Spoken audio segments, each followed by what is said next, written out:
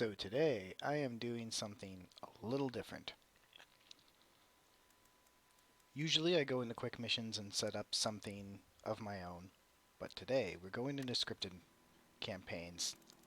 Being an old hand from the Orig IL2, I always kind of look down on scripted campaigns. I have the great glory of having had a dynamic campaign available to me from a young age. So to break down difference between dynamic and static campaigns for people outside of the flight sim world, because inside the flight sim world a dynamic campaign has always been considered like the holy grail, which I think is weird because I've played two of them with it, and they were both amazing. So it makes sense why everyone likes that feature. But it's nice to actually have experience with it. So a dynamic campaign builds all the missions procedurally as you go, kind of like the big procedural shifts into games like Space Engineers and procedural gameplay is a big thing now, but back in the day, it was a big deal to figure that out. There's still simulators today that can't do this. War Thunder, for instance, they've never even effing tried. But but if a sim ships with a really good mission editor, people, the community can make amazing missions that go into historical fidelity. That's way beyond what a dynamic campaign would be able to do. But it's an art form.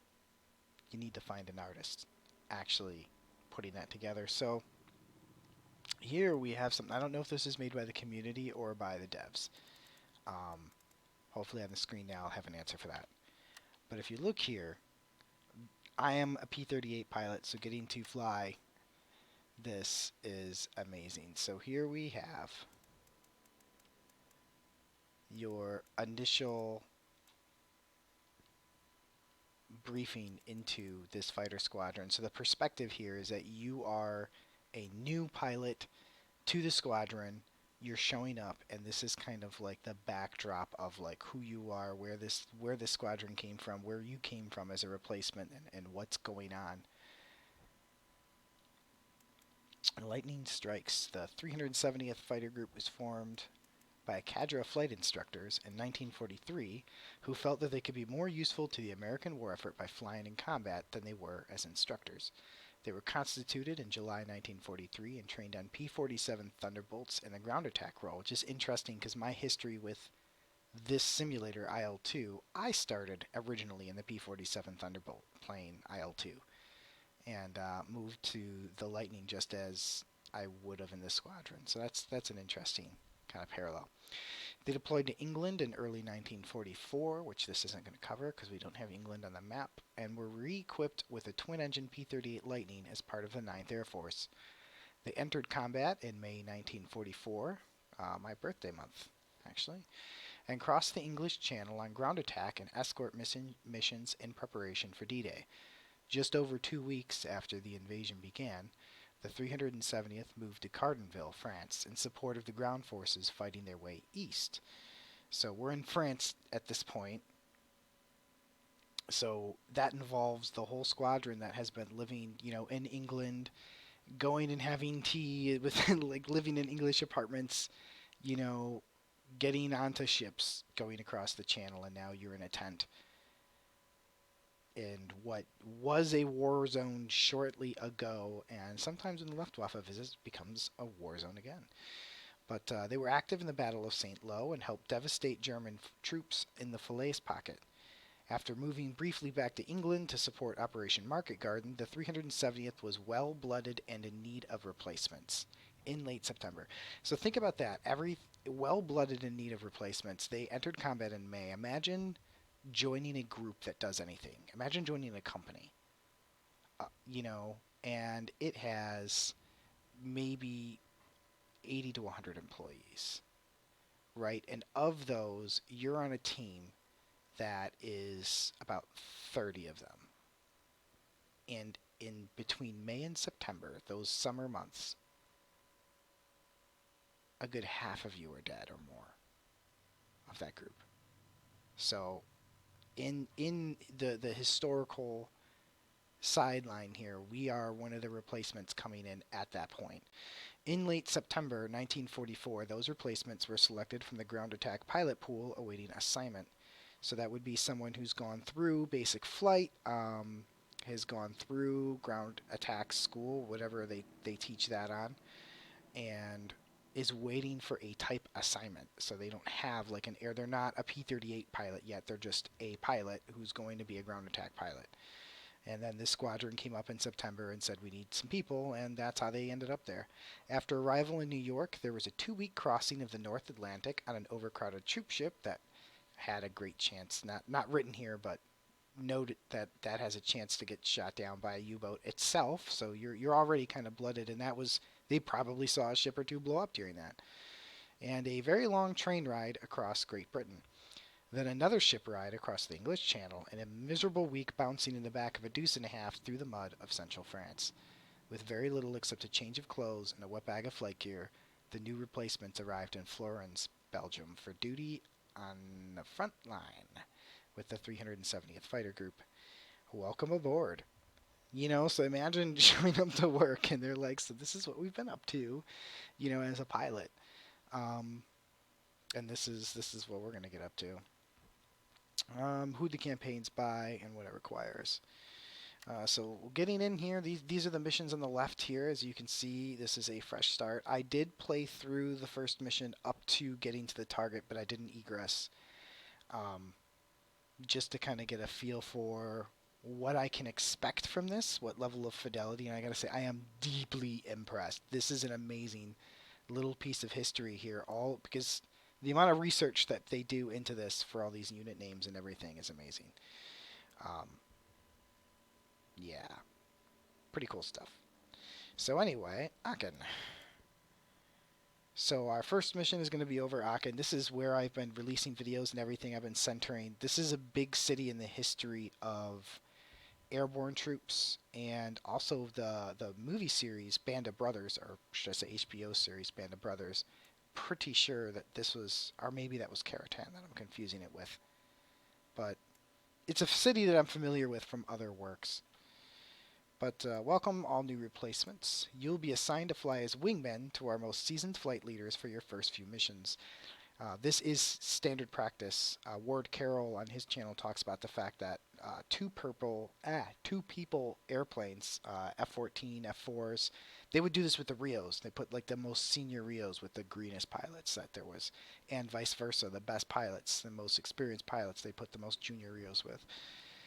If you can manage to survive a few missions, you will probably be okay. Most of you won't. I'm not. Yes, they're just trying to. This is basically the speech that they would give. But so this is what's going on. Your job is to guard your leader's six, so stay alert. The 9th Infantry Division is attempting to break through the west wall on the German border, link up with the 1st Division, and surround Aachen. Our job is to soften up the gun positions on their way. I'm going to go ahead and do all of this actually in the mission view, so that there's a map. So we get to enjoy this beautiful splash art. Got to love those German tanks for what they look like and everything, but having that vertical armor plate was they're nice and thick though, so that's nice.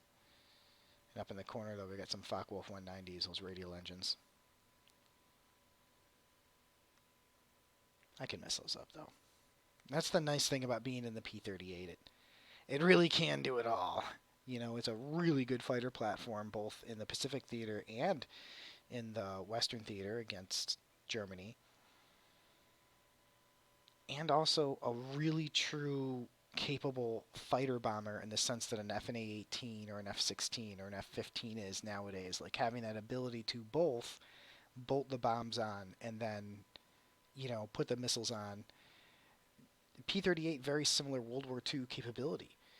You can put the bombs on, you can put the rockets on, you can, you've got that cannon for intermediate targets like half tracks and stuff. I mean, that 20 millimeter cannon isn't going to do anything against a Panzer like the one on the screen now, but against, lightly armored targets, some smaller tanks, some earlier German tanks, it's a lot of options. And then you can take all of that off and fly as just a fighter plane and be a very effective fighter plane at most altitudes. Though down low, the closer you get down low, the smaller the performance gap is that you use to be successful in the P-38. So something to keep in mind. So this is the same briefing that we were on the page before, but I want to review 9th Infantry Division. So this is the bigger front. And you can see here all these groups are on the map. And if I know these map makers the way that I'm pretty sure that these are the actual locations of all of these units historically on this day. So if you've ever wondered, you know, what a whole front actually looks like, and if you can look here, we're currently working on capturing this city here of Aachen, and you can see that there's these divisions around here, and on the map these symbols are for the entire unit, and it's just letting you know, like, hey, these are here. What that actually represents in the real world is a lot of tanks, a lot of you know, it's an entire division, and all of that is concentrated around this little town, just fighting from one side to the other. So what they're trying to do, if you'll notice, these have these different symbol. These are like infantry divisions, so imagine just hundreds of troops in trenches, prepared with their rifles, firing in machine gun lines. You know, kind of the beginnings of what would become a World War One battle if it was more static. But you have these infantry just taking cover and just holding down this entire front. Meanwhile, the tanks are split up on either side, and they're going to push through and try and create a pocket, because infantry are super effective when the enemy's surrounded, and armored's really good at punching through things. So we're hoping to create a pocket and then be able to defend against these panzers with these post that fight.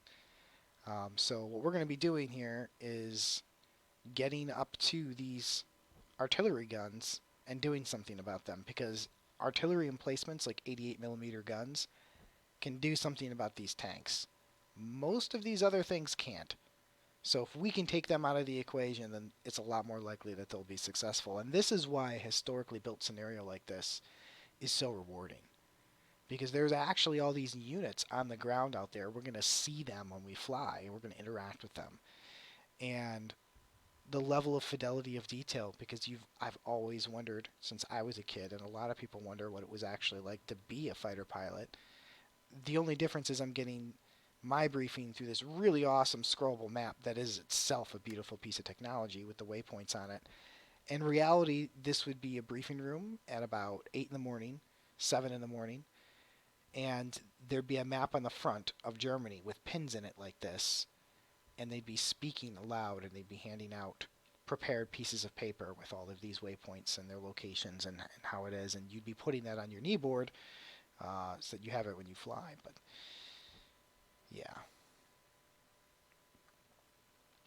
my main concern here is trying to use this to estimate roughly, because enemy fighter planes are most usually encountered defensively guarding bombers attacking something. So where these positions are is kind of, you can treat this as the line where you can expect to run into most enemy aircraft, except for things that are specifically put up to come over and frustrate something like us. So where these are is kind of really important. This right here is a very compressed period of time. So this is an 8-mile run right here. That's just a couple of minutes in an airplane, but this is roughly when the combat starts, and when we'll be about 10 miles or so is where your rough visual horizon limit is at most of the altitudes that we're programmed to be at by this. So we'll be in and out hitting those guns, getting in at 65 degrees and leaving at 234, and then getting the heck out of Dodge. That is kind of a tough visual. You'll have to, you know, pick up this city, pick up this river, then find that specific bend. But luckily, we are not the flight lead, so for once, navigation is not our problem. You'll get to see some formation flying today. That'll be a little bit different, so let's get into it.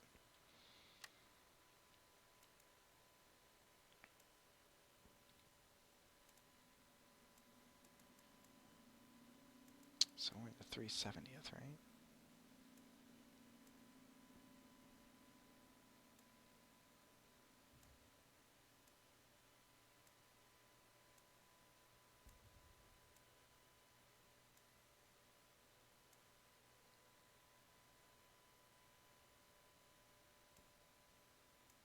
This is the right unit.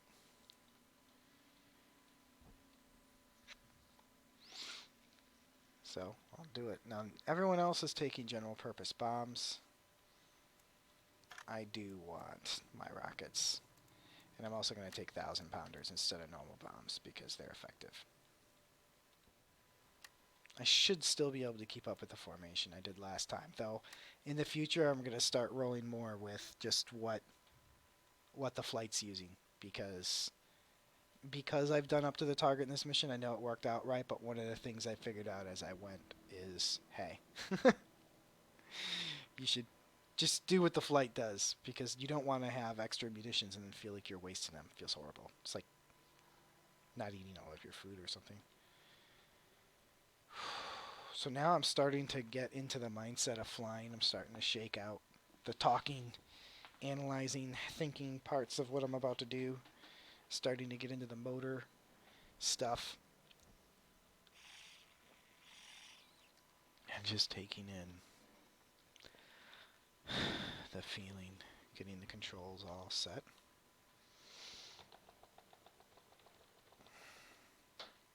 Boom. Controls are configured. Let's go. Oh, we're back in the map. All right, it's 49 degrees. Well, I'm just not even going to worry about the nav.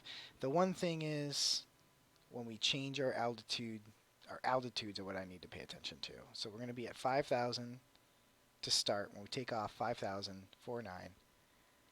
And then once we get to our next waypoint, we'll climb for 10,000. And then 4,000, and then attack. So 5, 10, and then down. Right? Let's go. Walking out to the airplane, visualizing, talking to the crew chief, getting the Form 1A, sitting down.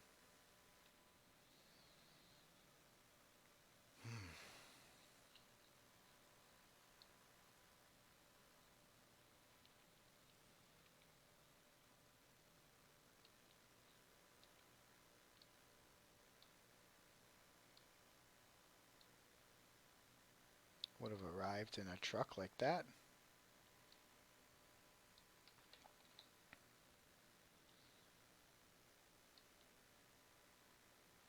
And then we'd walk over to our airplane. And they'd have the ladder here for us to get in, probably. Actually, no, I think they got up from the tail, didn't they? Yeah, they did. I think. Depends on where the no step markers are.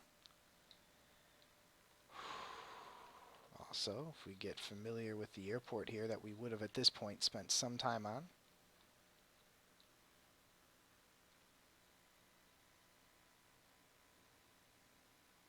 So as you can see, multiple runways. We were probably briefed in building somewhere. That over there looks to be kind of where things are centered nowadays.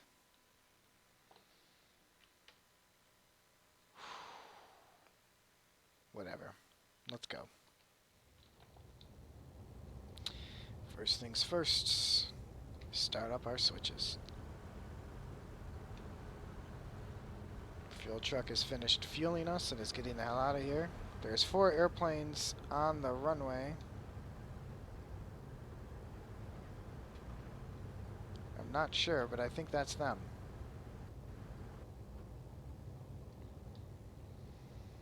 The ground crew at this point is running through the propellers to get the oil moving in the engine.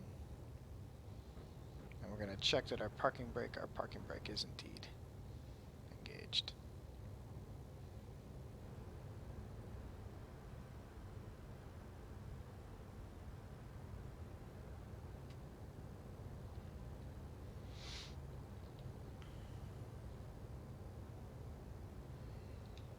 Pump our fuel here. Flywheel's about to engage. Spinning up. Get the fuel on.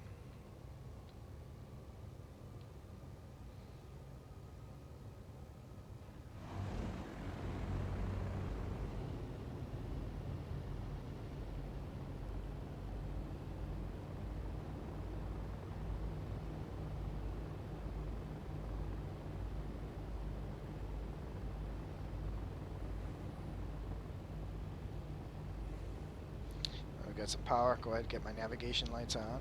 I'll be on for the duration of the taxi phase. As we can see, the rest of our flight also pretty much where we're at. One engine on, lights on. Everyone else has their canopy closed, but I like to wait until that's done. Hey, look at that. Flight's taking off. Flight. Ripper, airborne. Over. Ripper, proceed with your mission. Ripper 2, airborne. Ripper 3, airborne. Ripper 4, airborne.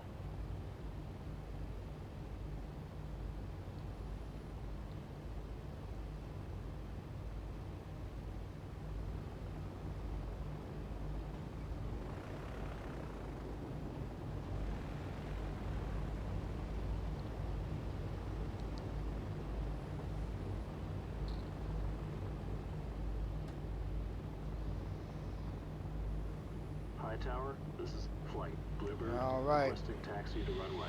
Prop pitch to full, and we're going to start giving a little bit of throttle until we get about 1500 revs, 1600 revs. Pop the parking brake off, and now we're revving to break the plane free, and then backing it off to a lower power level, controlling with the brakes here.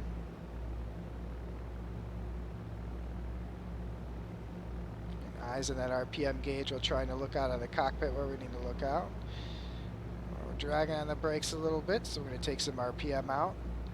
RPM and throttle like position are very decoupled when the engine's very low power like this, so it's sensitive and slow adjustments as I slowly bring back those RPMs and try and find the magic sweet spot where I don't really need to press the brakes to keep like a good distance behind the leader here. I don't want to stay too close in his prop blast, and I don't want to wear out my brakes either.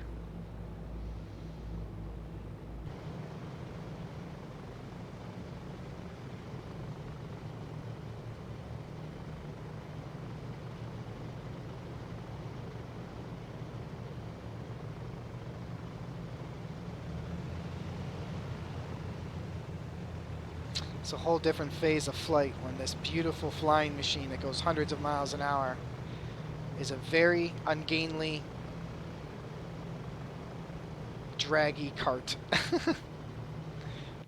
I don't even have control over that that nose wheel. You see what I mean about the RPM, so I wasn't looking to decay it all the way down to 1000. I really want like 1500. And we're going to line up on the left side here for a formation takeoff. I think I might have to be the first person to take off, even though really I would go just because of the way the missions work in this game.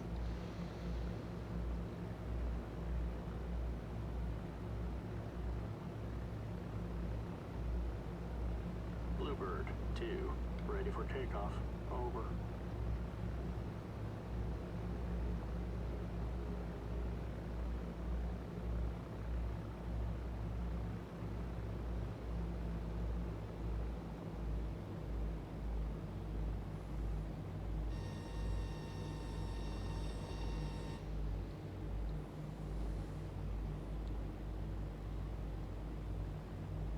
Trims are all neutral.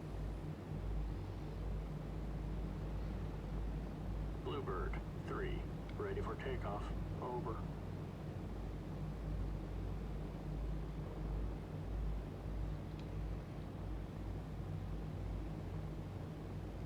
Light headwind, nothing serious.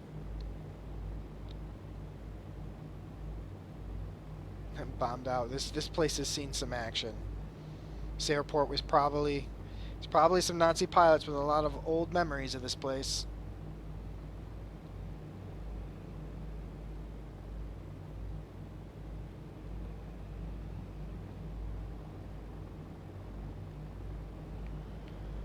Bluebird 4, ready for takeoff.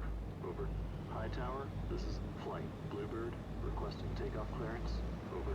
Bluebird, cleared for takeoff. Bluebird, taking off. Out. Got the flares for mission start over there.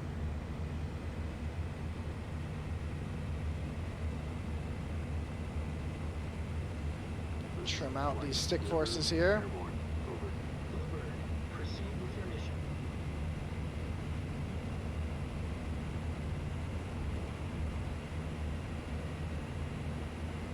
There we go. Gear coming up. Bluebird 2, airborne. Bluebird 3, airborne. Bluebird Second, we'll 4, take care of the airborne. flaps here just once I get stabilized. Alright.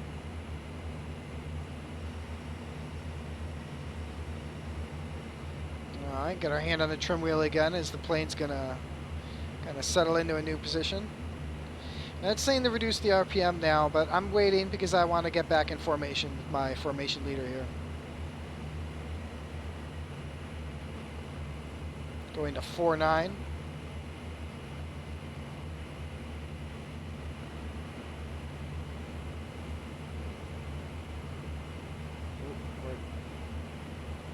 There he is.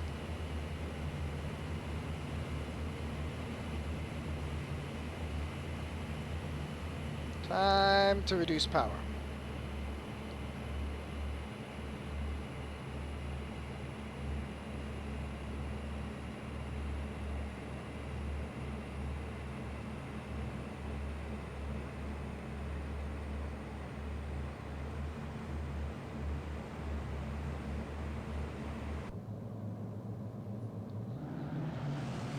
Formation's coming together.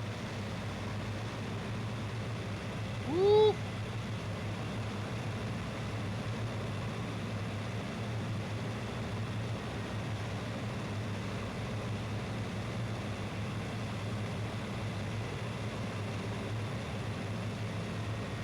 And navigation lights are coming off now that the formation is together.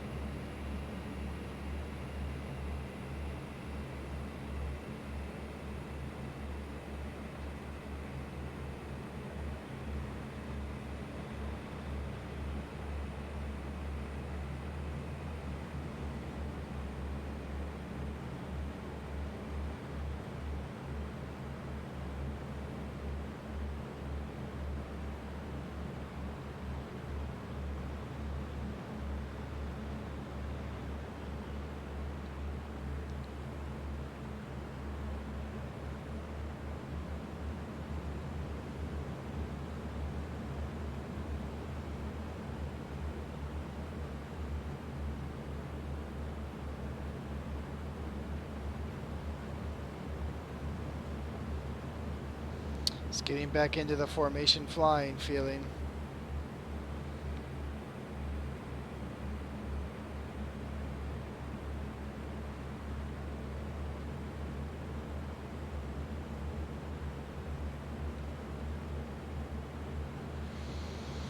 Alright, and we're in the gun sight.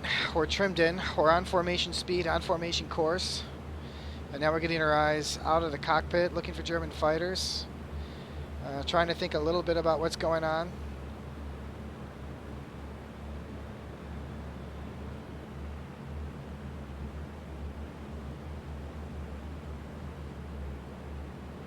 Trying also to... We just stopped our climb, I think. Let's go down at the altimeter here.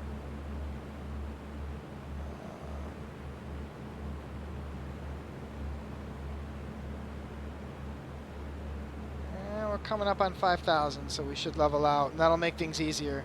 I'm carrying much more weight than them, so that climbs are a little tough.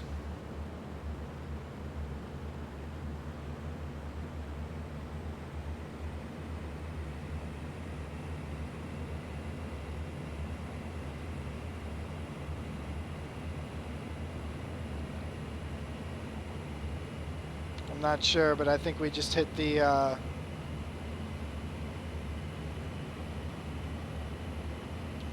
speed where, or the point where we're going to start our next climb.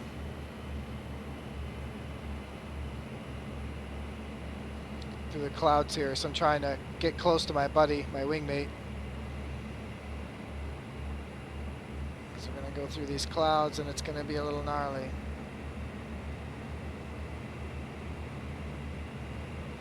Visibility drops, kind of similar to heavy fog, but if you're close, you actually can fly formation through it.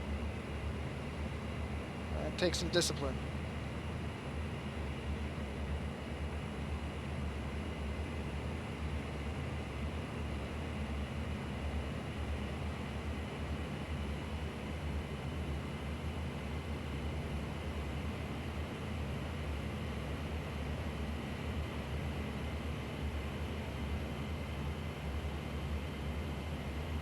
Through the cloud layer now.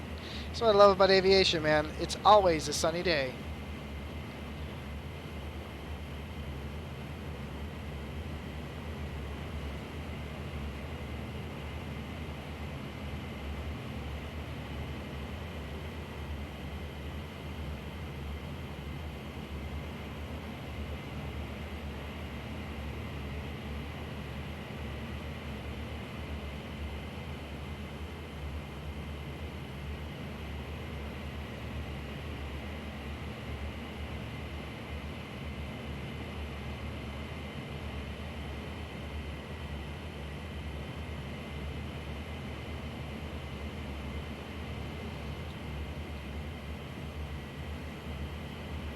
Closing in on 10,000 feet.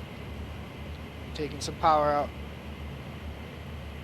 Nope, wrong move. Catch back up, catch back up.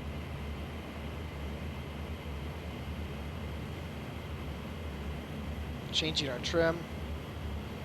So we're kind of trimmed into a bit of climb right now.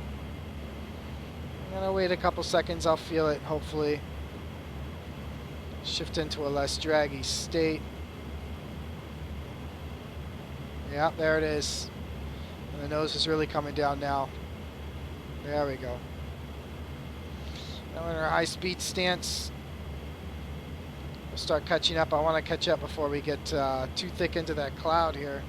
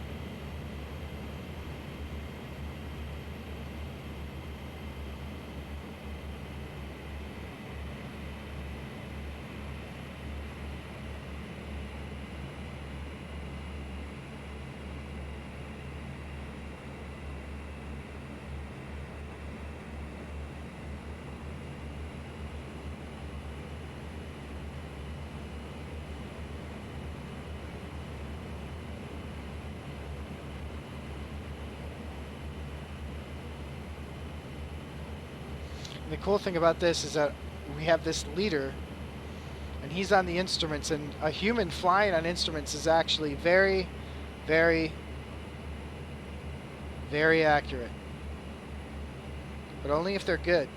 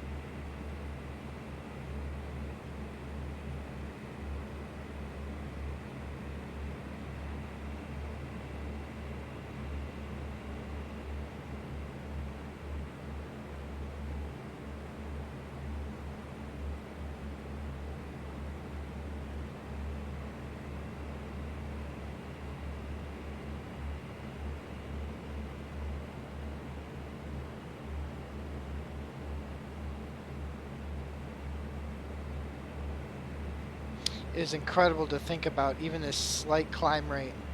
Because I'm in formation, I have kind of an ape understanding of how big of a hill I'm climbing with this airplane right now. I'm thinking about all the weight, all the metal, thousands and thousands of pounds being pushed up, and how much force that takes. And it's just the lightest feather touch on the controls.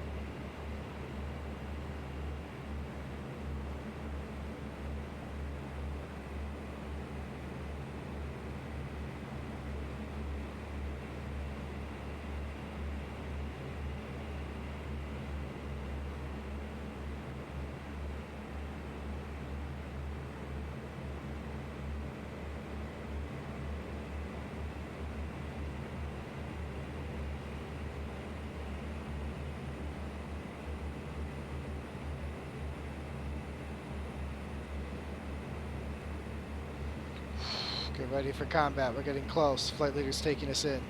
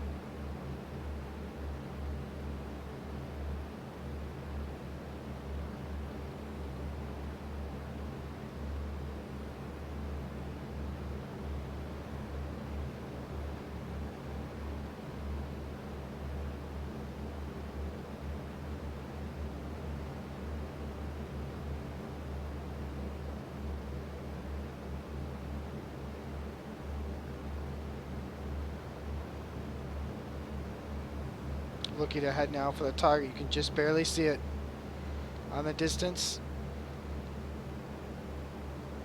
Those are battles.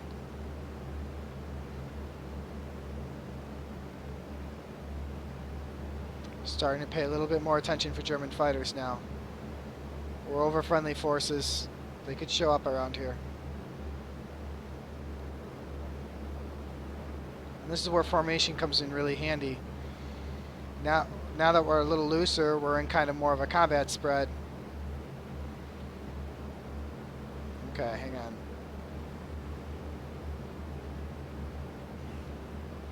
Trim into this.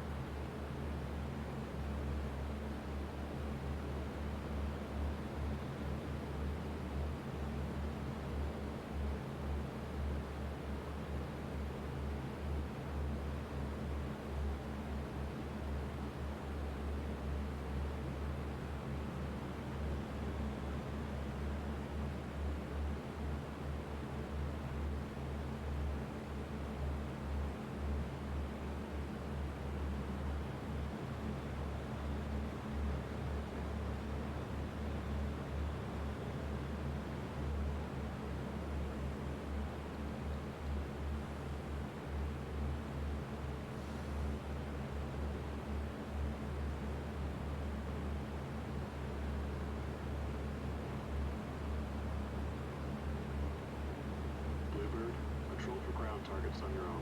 Out. Alright, now we're in flight pairs.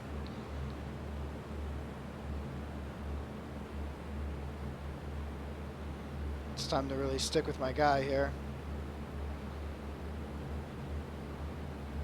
Apparently old power settings are out.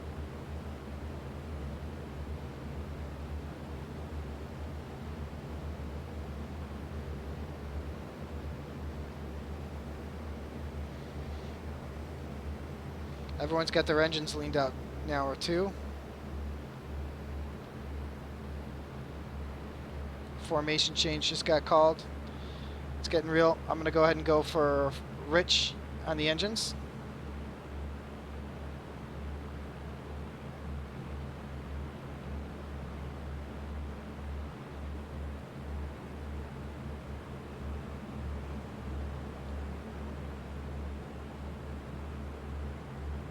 All right.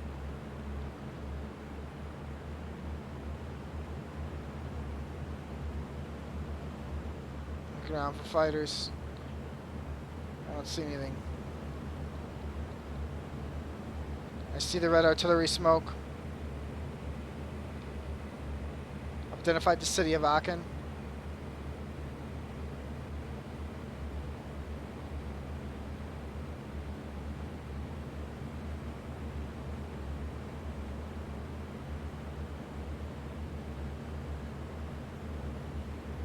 This guy's alone. I think those other two are the pair. Some light flak here. We're going down. Bluebird 4. I'm with Visual. Bluebird 3. Target destroyed.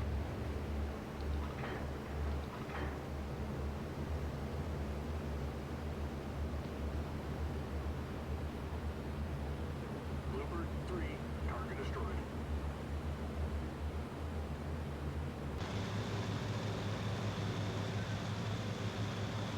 Okay, so I got something.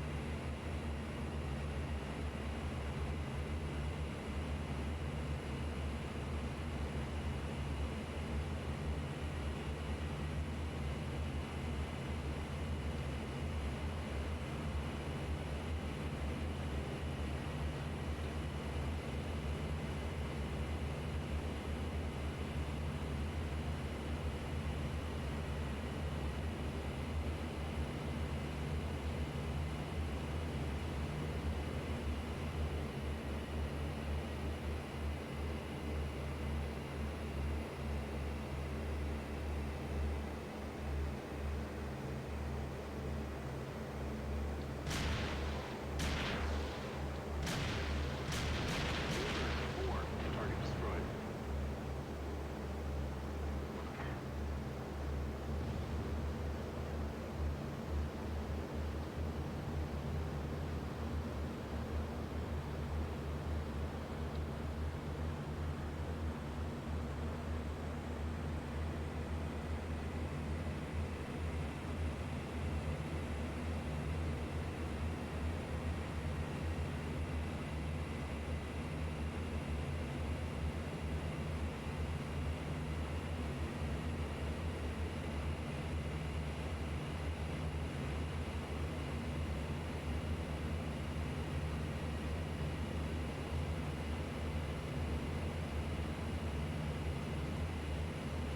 Alright, so we've attacked. I feel like it was a pretty successful attack.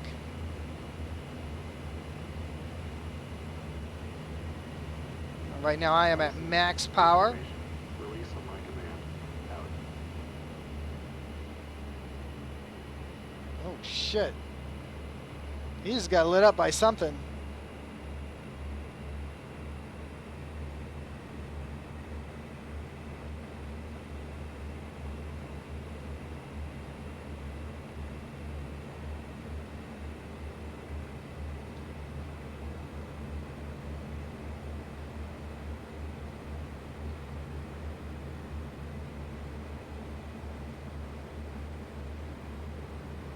question is, are we leaving or are we going back?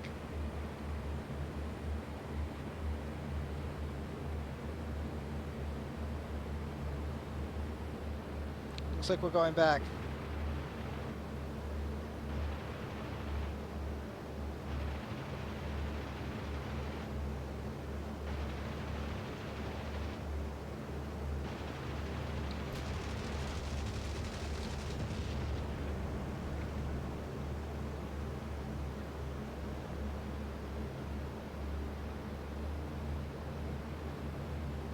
Bombs away.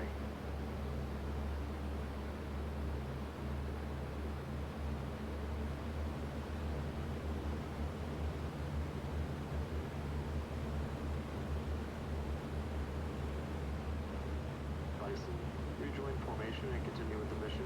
Out.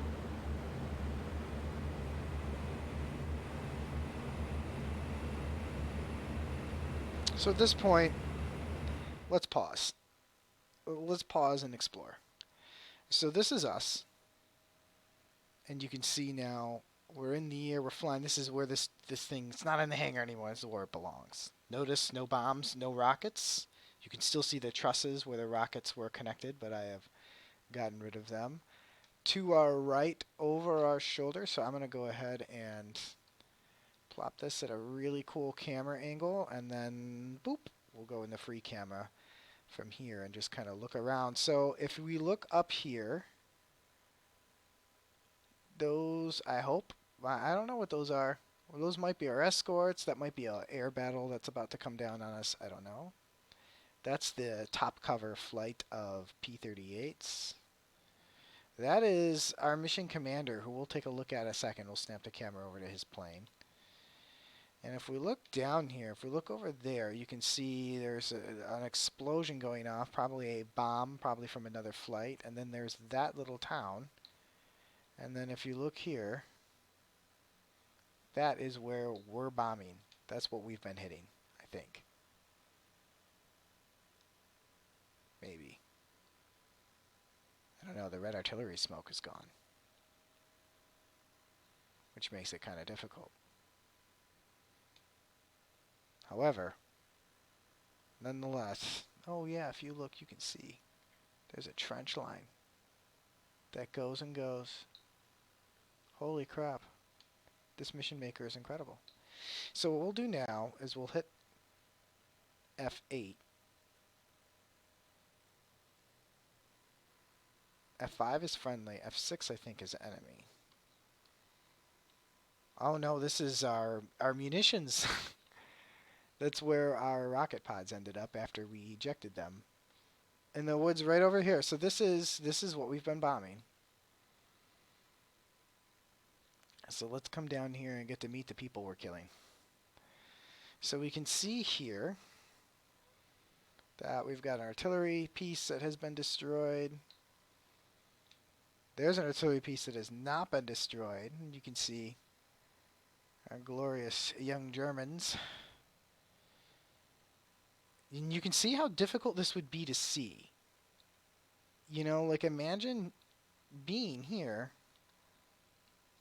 and trying to look through this grass and see those guys. Much harder to see than a tank.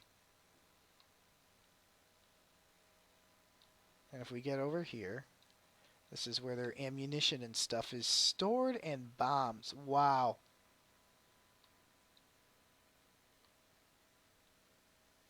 Some machine guns into that would probably do some great things. But there's kind of the barbed wire and the stuff from the front. They're protected from attack from that way. And then if you look over there, you have the gun emplacement that I just machine gunned. One of our flight leads just machine gunned that thing, which is just, what is this? Looks like a capable little thing. I'm glad someone thought to put some bullets into it. I think it is done.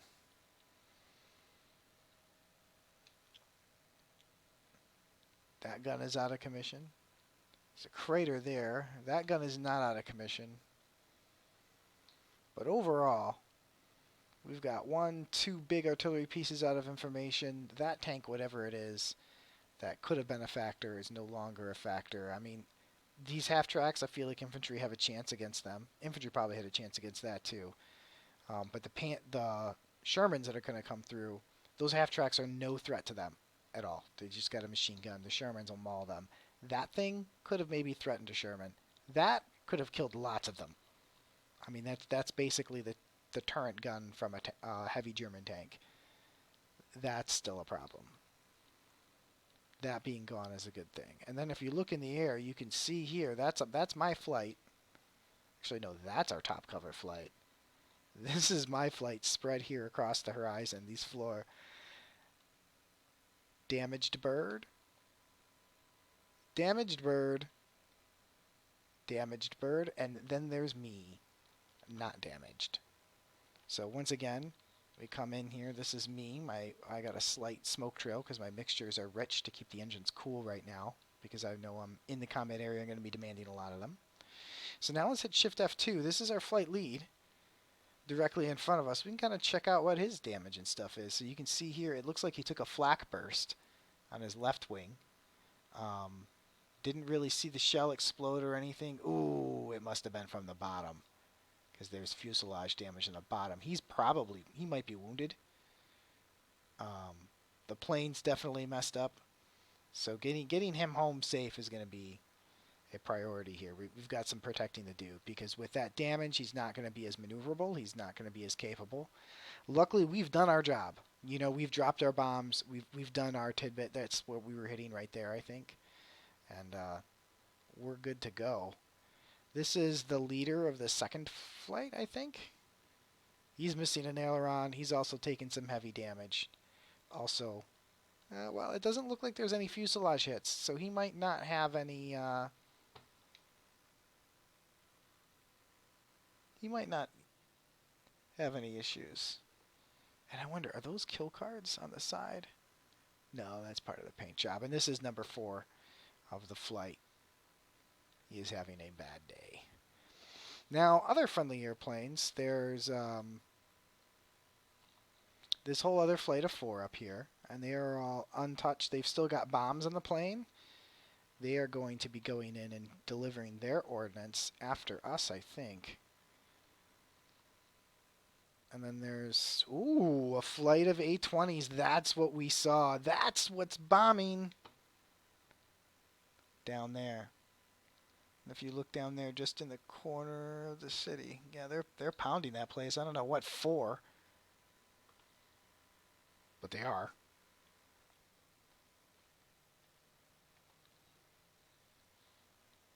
We've got people bailing out.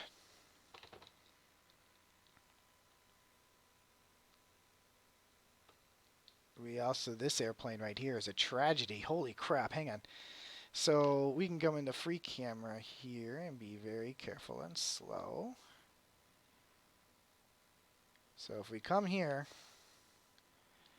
you see the pilot is not holding. He is dead. He is dead. The radio room looks empty. He is dead. Does not seem to be that there are waist gunners, which is weird, because this is... oh, well, I guess it's an A-20, that's right. Which means there's a bottom turret. So let's come around to the bottom turret here.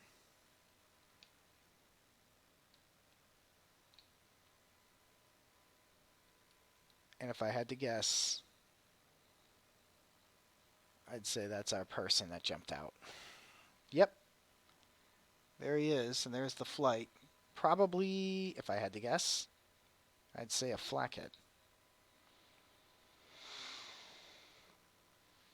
Continue our survey here. Yep, and then we're back to our flight. Now, I could go through the enemies. We will real quick. Enemy is blank.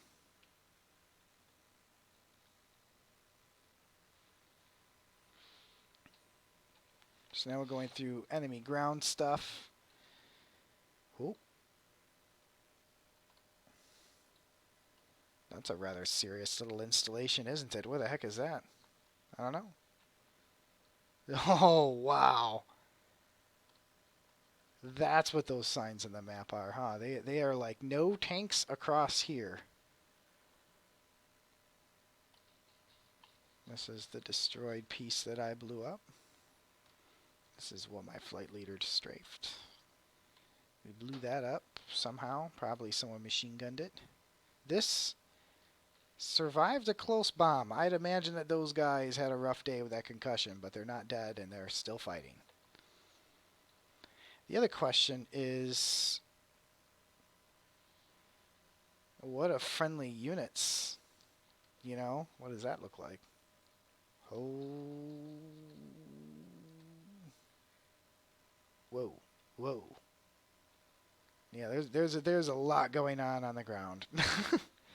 And short bathroom break, and I will be back.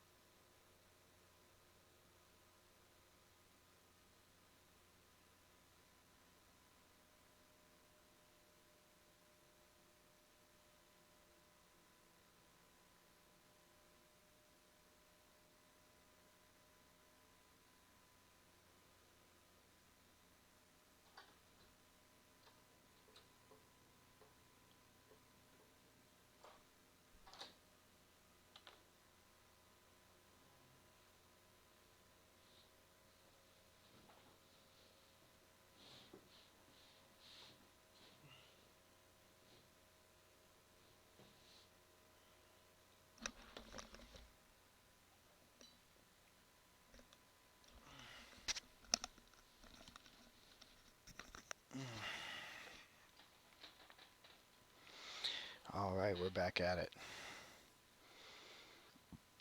Let's go. So we're back at it here. I'm gonna pull throttles back. Get onto his left wing.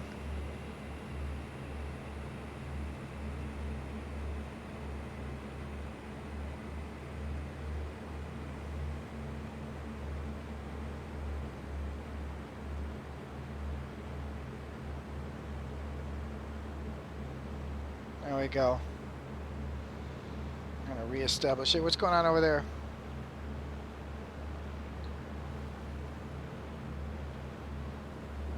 Looks like friendlies bombing something. We have lost track.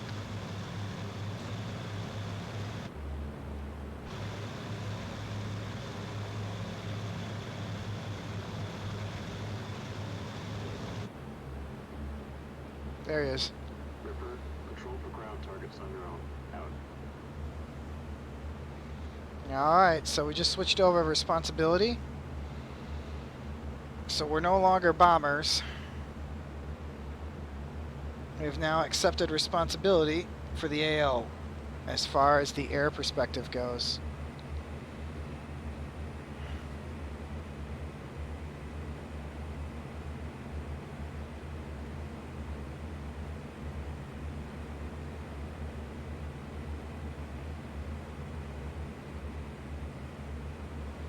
But right now I'm just trying to get back to my flight lead,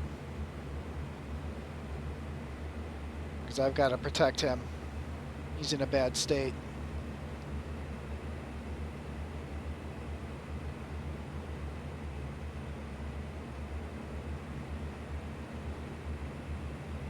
And I worry about his fuel state, you know. I mean, self-sealing fuel tanks will help a little bit with that, with those leaks, but that's a pretty heavily damaged airplane. But he's still flying. He's still a weapons platform. He's still tactically useful, even if it's. Looks like that attack is going on in. Fuck, those anti-tank guns are gonna do some work. Bluebird, rejoin formation and continue with the mission. Out.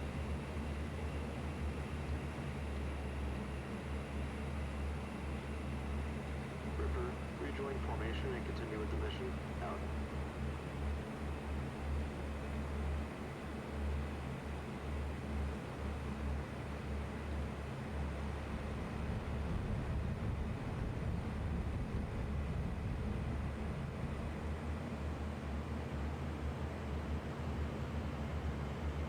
Alright, we're leaving the AO. I guess we're not staying long.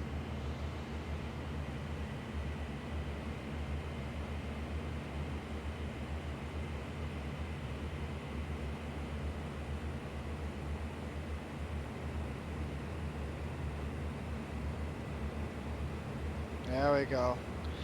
Now we're catching up.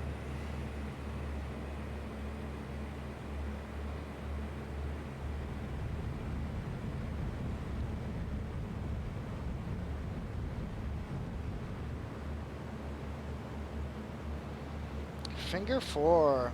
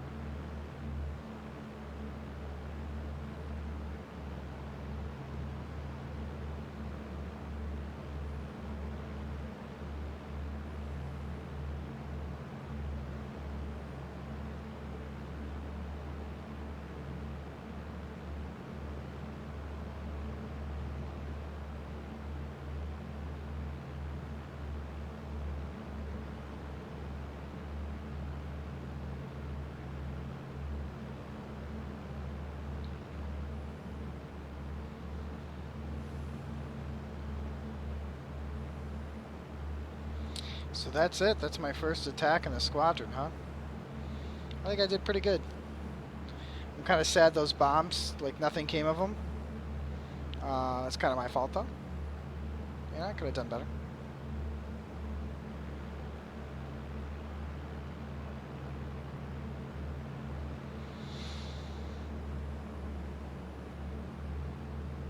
Ooh.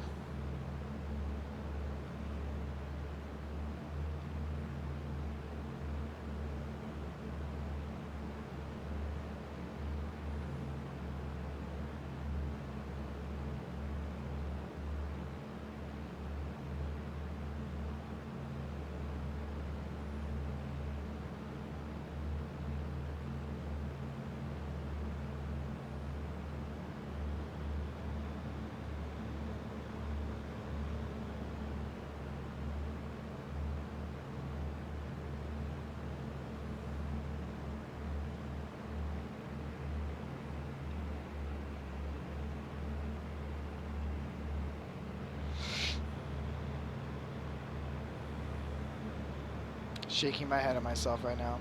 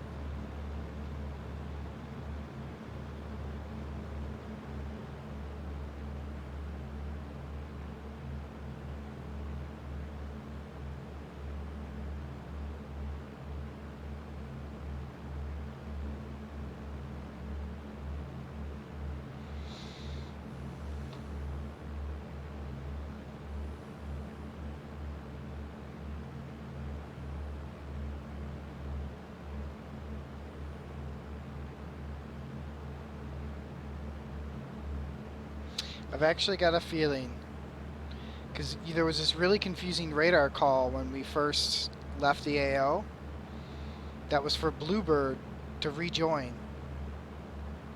The thing is I'm not Bluebird. He is. I'm Bluebird too. Which means if I had to guess that those fuel leaks got critical enough that his AI was like, hey, if I stay here any longer, I'm not going to be able to make it home, and that's why he left.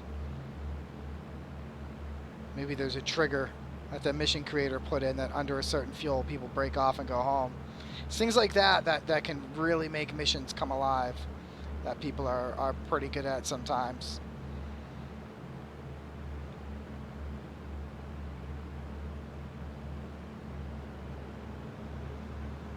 Nursing it back into our finger 4 number 2 man position here.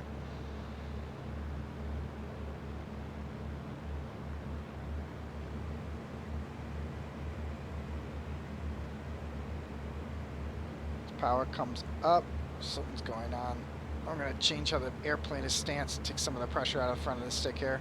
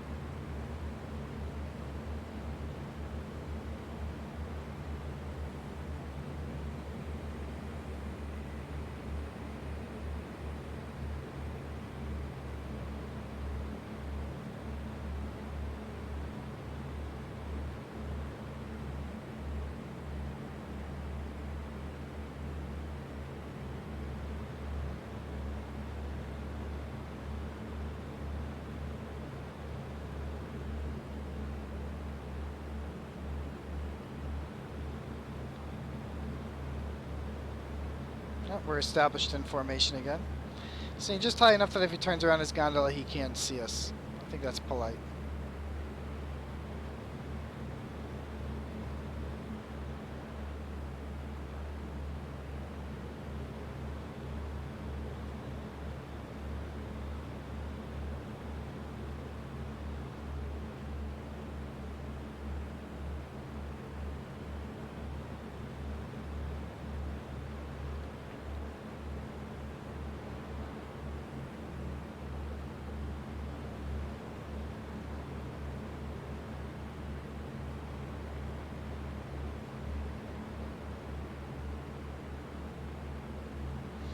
Yeah, I have no idea where I am, too, which is really great.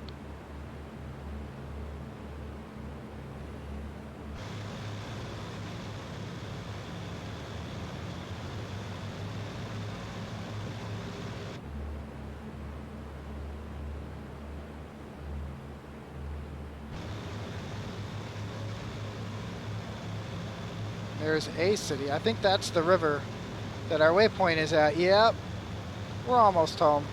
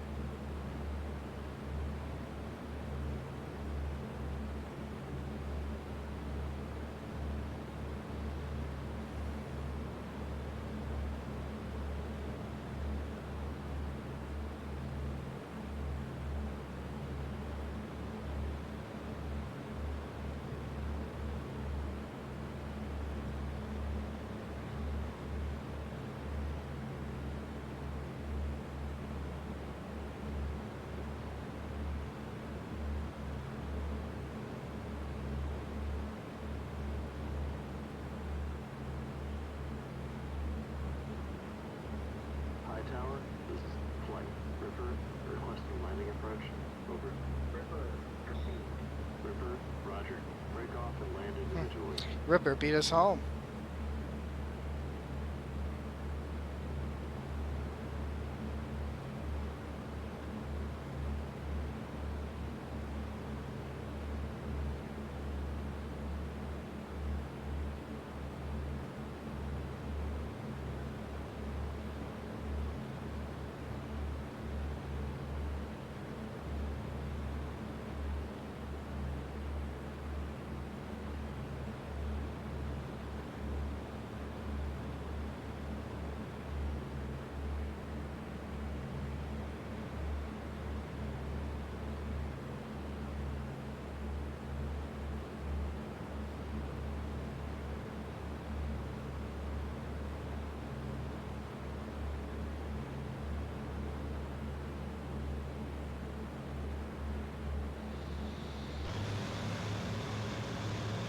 Yep, that's our waypoint, that first big bend. And so he's about to maneuver kind of drastically here in a second.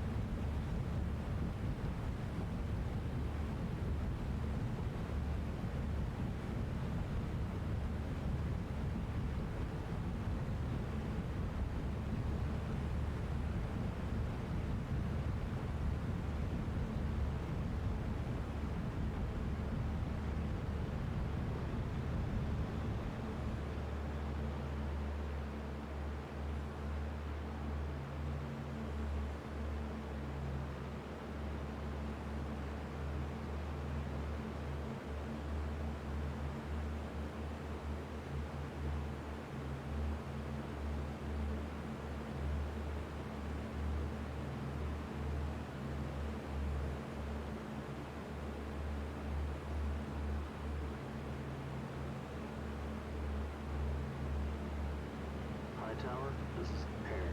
Bluebird, requesting landing approach. Over. Bluebird, proceed. Bluebird, roger. Break off and land individually. Boss, don't call me silly, but where exactly is the airport? Oh, there it is. Alright, I see it.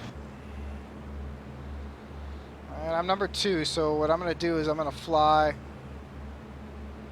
his wing until I see him kind of change for setting up his landing, and I'll stick with him through it.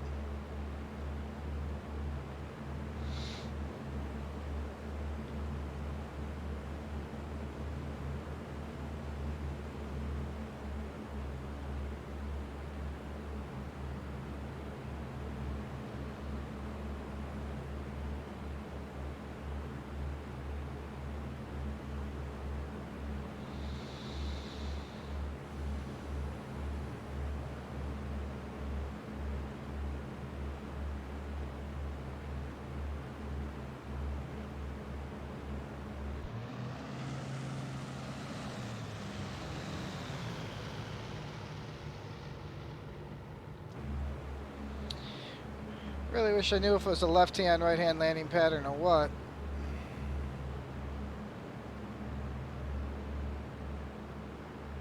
Hightower, this is Flight Ripper 2, requesting landing approach. Over. Ripper, proceed. Ripper 2, roger. Break off and land individually. Hightower, this is Ripper. So what I'm going to do is I'm going to open this menu, and I'm going to zoom all the way in. Oh, fuck it. Having to do this with a freaking touchscreen thing really sucks. So we want the 263, basically. The westerly runway.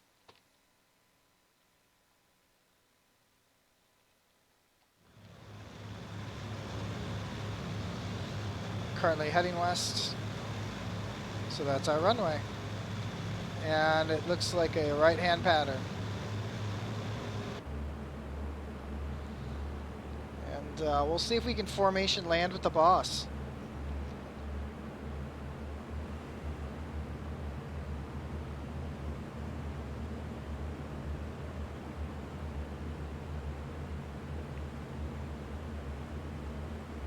Go. That's on formation speed right there. Let's probably, we'll hold our speed there.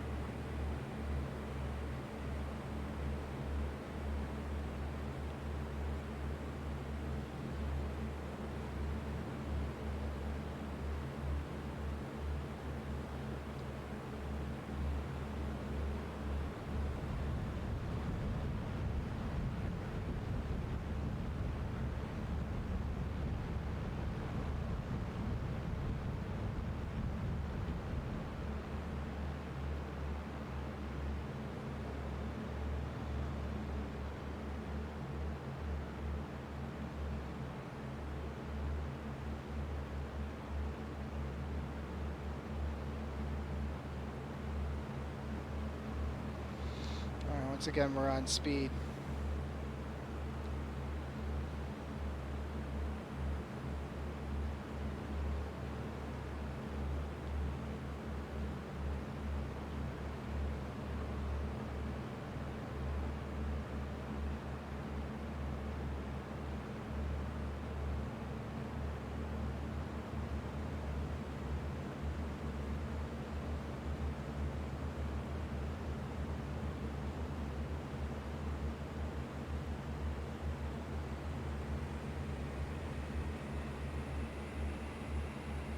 So we're going to stay at this altitude that we're at. Which is like 4,000 feet. We'll stay up here.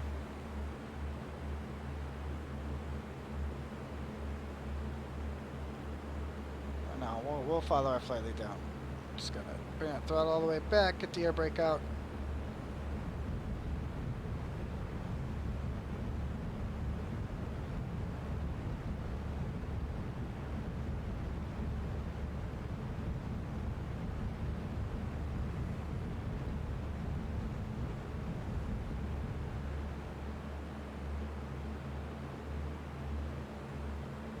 Tower, this is Ripper, leader, requesting landing clearance. Over. Ripper, negative. Runway is busy. Go around. Ripper, leader, roger.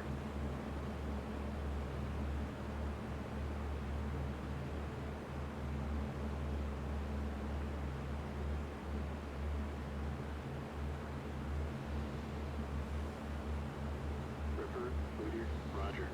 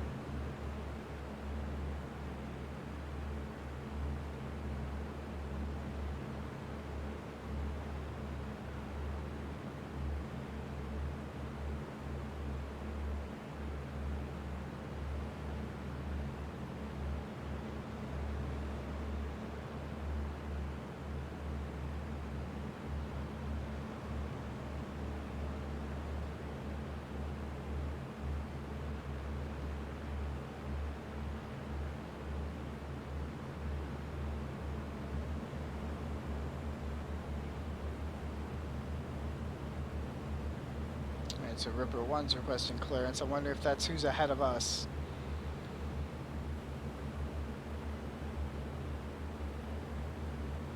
Hightower, this is Ripper, leader, requesting landing clearance. Over. Ripper, negative. Runway is busy. Go around. Ripper, leader. Who the hell is Roger. landing?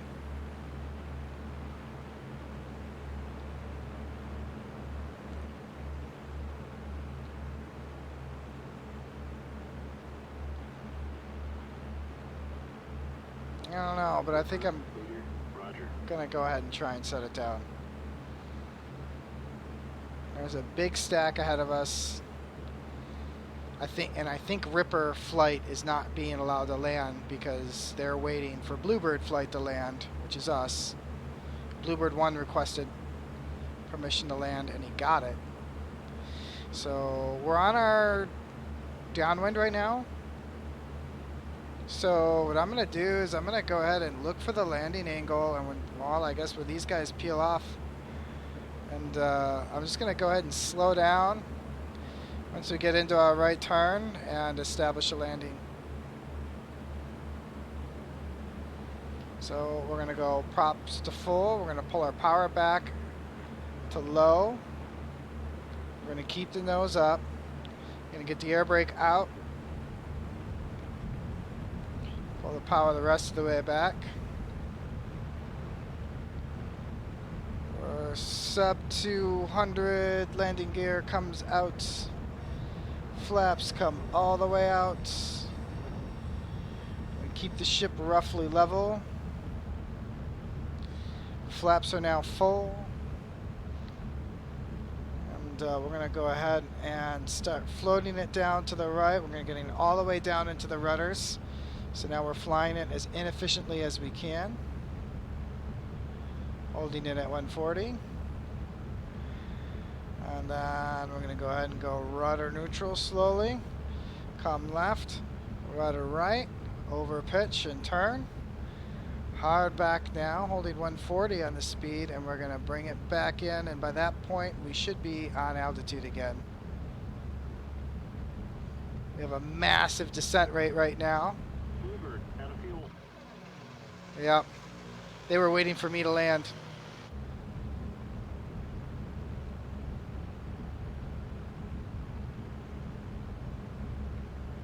Yep, so we get to our 90 degree here. And once again, just like a snowboard, neutral, right, left rudder, and pull. And at this point, we're going to go ahead and go neutral rudder. Bit of power to come out of it. Hightower, this is Bluebird. Boom. 2, requesting landing clearance. Over. Bluebird, negative. Runway is busy. Go around. Track the air brake. 2, Roger. And now we're just Hightower, letting it Bluebird, down, leader, nice and easy. requesting landing clearance. Over. Bluebird, 2, Roger. Hightower, this is Ripper, leader, requesting landing clearance. Over. Ripper, negative. Runway is busy. Go around. Ripper, leader, Roger.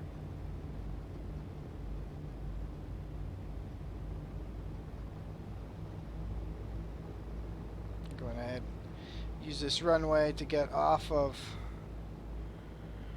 taxi to refueling area. Ripper, leader, Roger.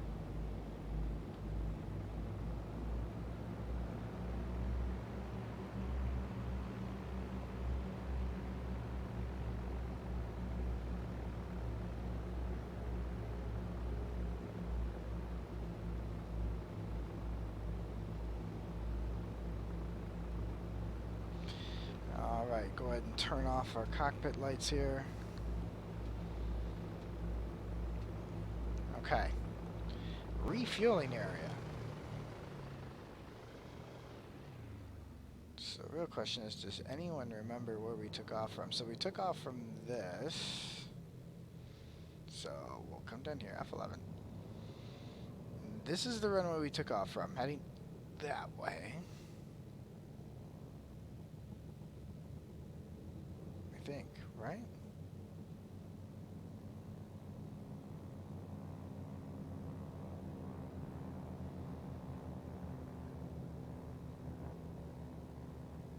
There were 4 parked P-38s where we were at.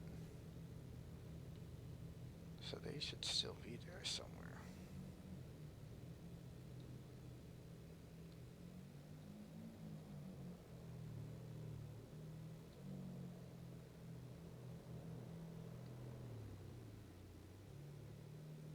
And it was like off to our left. Yeah.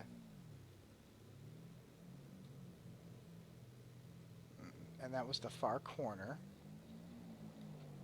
which would put us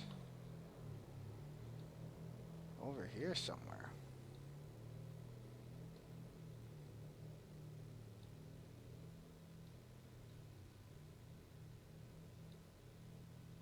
I mean, there's that stuff there.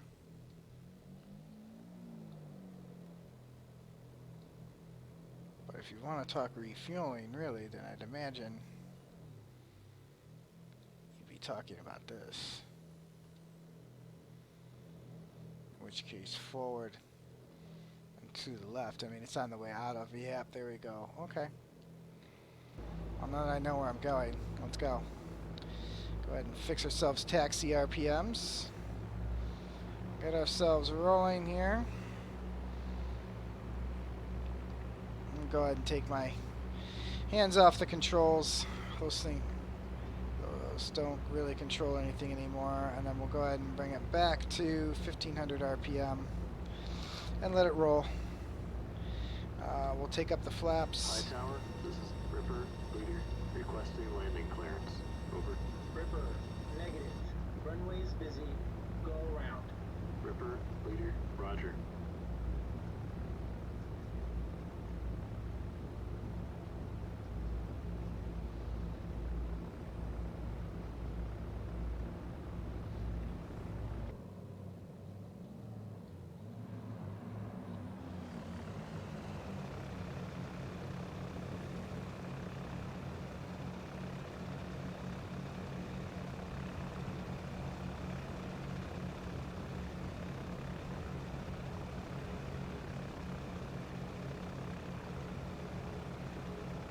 Having to use differential action on the feet here.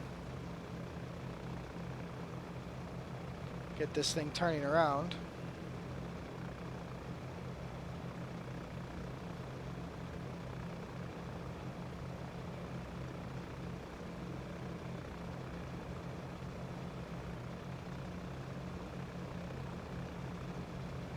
Driving these things on the ground is really sweet, actually. I love listening to the engines and just knowing the power and capability of this thing. And yet here we are witnessing it, and it's very hampered, not full scale capability.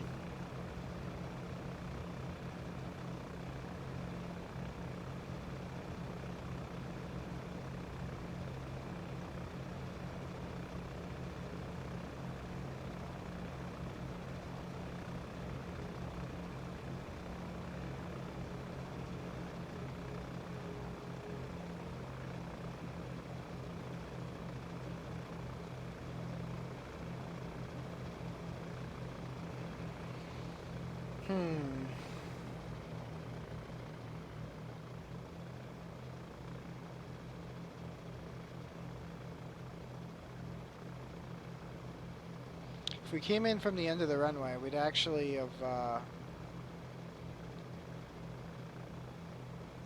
we'd run into those ones over there first. So let's head over there.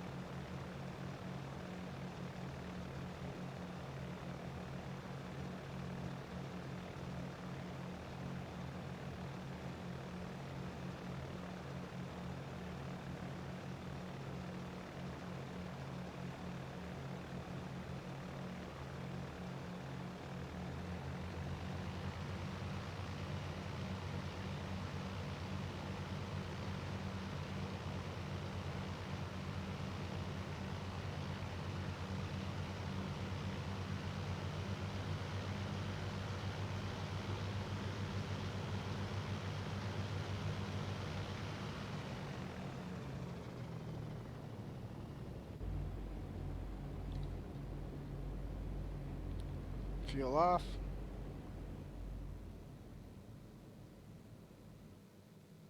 Cockpit open. Parking brake. I think it's one of these. There it is. Parking brake. Switches off.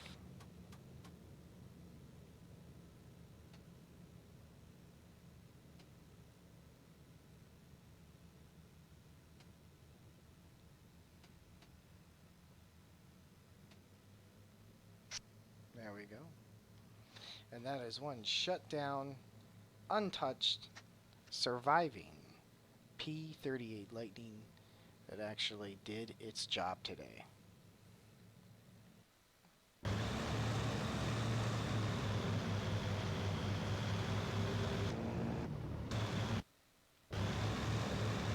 Looks like this guy's next to land, whoever he is. You see the vicious down angle. Look at those flaps. Those are modern, like, airline flaps. Yeah, they're like a separate little wing. Very big deal.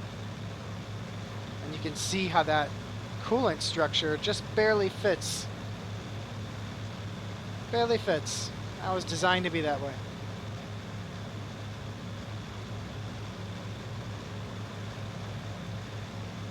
So I'd imagine he's going to brake right. Get his gear out. I'm curious to see how the AI lands this plane.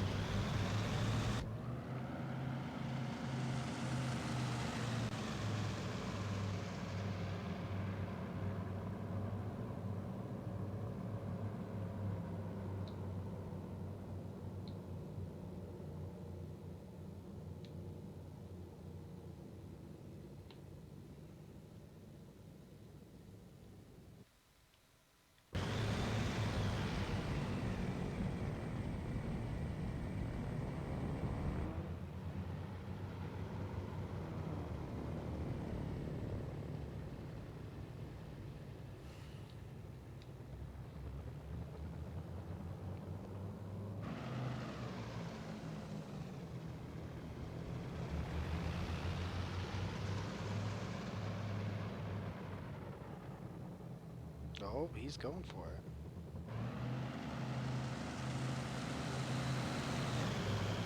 No. Call to go around. Alright. Wow, let's see what the post-mission debrief is like. This will be my first time. Whew. What an experience. 1 cannon, 2 AA guns destroyed by me. Not a bad start to the kill card. Did not die. 56 minutes of flying, just about an hour. That's not a bad ask for a sit down.